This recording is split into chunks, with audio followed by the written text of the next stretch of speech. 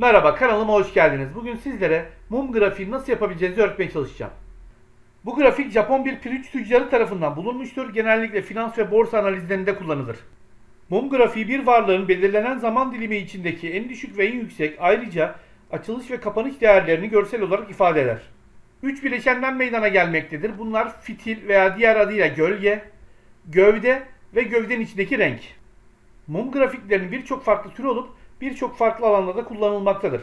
Diğer detaylarından daha sonra yine bahsedeceğim. Şimdi nasıl çalıştığına bir bakalım. Bunun için formüllere geliyorum ve şimdi hesapla diyorum.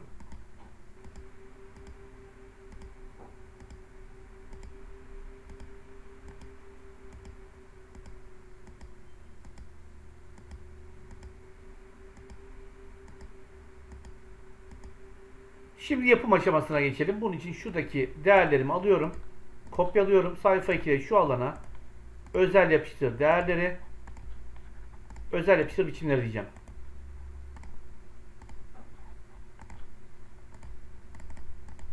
Bu grafiğin Excel'in önerilen grafikleri arasında hazır bir şablon olduğu için yapımı gayet basit. Verilerim seçiliyken ekleye geliyorum. Şuradan tüm grafiklerden hisse senedi şu grafik. Tamam diyorum. Grafiğimi biraz büyüteceğim. Şimdi grafiğimizin layout'unu ayarlayalım. Bunun için önce şuna geliyorum. Bunu ekseni biçimlendir. Şuradan etiketlerden bunu etiket konumunu yüksek diyorum ve yukarı alıyorum. Daha sonra şuradan grafik başlığını bir kaldıralım. Kılavuz çizgilerini kaldıralım. Şuradaki göstergeyi kaldıralım. Şunu kaldıralım. Şu tabi çizgi olmayacak. Ekseni biçimlendir diyorum. Şuradan çizgisi olmasın. Şu ortadaki çizgi görünmesin. Şu şekilde. Şimdi mum grafiğimizin renklerini ayarlayalım. Bu şekilde de kalabilir. Takip ettiğiniz mum grafiğinin rengi beyaz veya yeşil ise verilerin yükselişini, siyah veya kırmızı ise verilerin düşüşünü ifade eder. Bu yüzden ben de renklerimi kırmızı ve yeşil olarak değiştireceğim. Şimdi bunu çift tıklıyorum. Dolguya geliyorum. Buradan hatta gradyan dolgu yapacağım bunu. Yani yükselişi veya düşüşü vurgulayacağım. Şunları kaldırıyorum. Şuradan. Şunu seçiyorum. Buradan öncelikle koyu kırmızı. Şunu seçiyorum. Açık kırmızı. Yani düşüş başlamış ve devam ediyor anlamına geliyor. Şimdi şu beyazı çift tıklıyorum. Gradyan dolgu diyorum. Şunu seçiyorum. Bunu koyu yeşil. Şunu da açık yeşil yapacağım. Bu şekilde. Bunu kapatıyorum. Şurayı seçiyorum. Bunu kalın yapıyorum ve biraz büyütüyorum. Siyah yapacağım renginde. Şunları seçiyorum. Sağ klik. Buradan kalınlığını 1 yapıyorum. Siyah seçeceğim. Biraz daha kalın olmasını sağlayacağım. Görünüme geliyorum. Kılavuz çizgilerini kaldırıyorum. Grafiğimi seçiyorum. Biçimden dolgu yok diyelim. Ana hattı ise siyah olsun ve kalın olsun.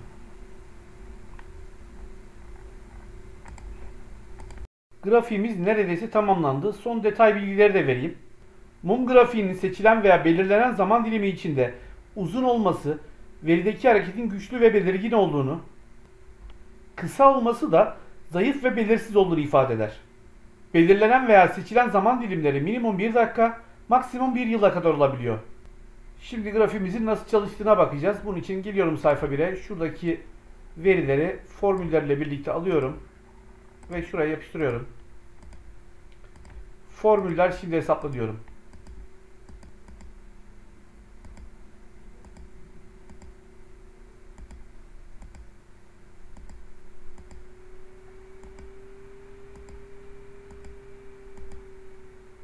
Bazı mum grafiklerinde fitil veya diğer adıyla gölge olmuyor. Örneğin şuradaki. Bunun nedeni şu: en yüksek ve en düşük değer başlangıç ve bitiş değerinin içinde kaldığı için. Bazı mum grafiklerinde de gövde olmayabiliyor. Örneğin şu. Bunun da nedeni başlangıç ve bitiş değerlerinin birbirine çok yakın olması.